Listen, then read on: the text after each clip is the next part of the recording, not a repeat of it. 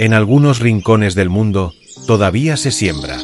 Aunque el sol raje la tierra, aunque el humo cierre los pulmones. Hay manos que cavan, que riegan, que esperan. La esperanza no hace ruido, pero existe.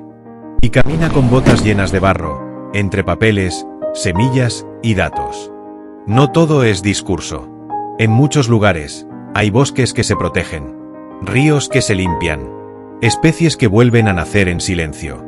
Y hay algo nuevo. Corredores ecológicos de paz. Como si la tierra misma dijera: pasen, vivan, no disparen más. Los gobiernos, entre sus discusiones y retrasos, también han firmado compromisos, como la Convención Marco de Naciones Unidas, que obliga a adaptarse, a dejar de echar humo al cielo, y a proteger lo que todavía respira.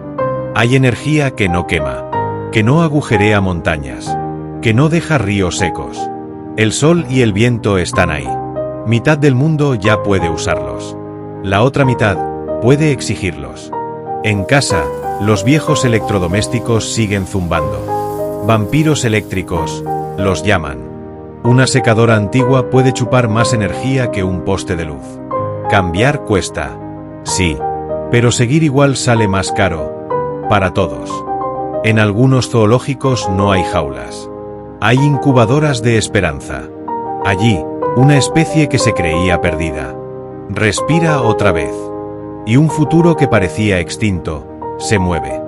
La conservación también cambia con el clima.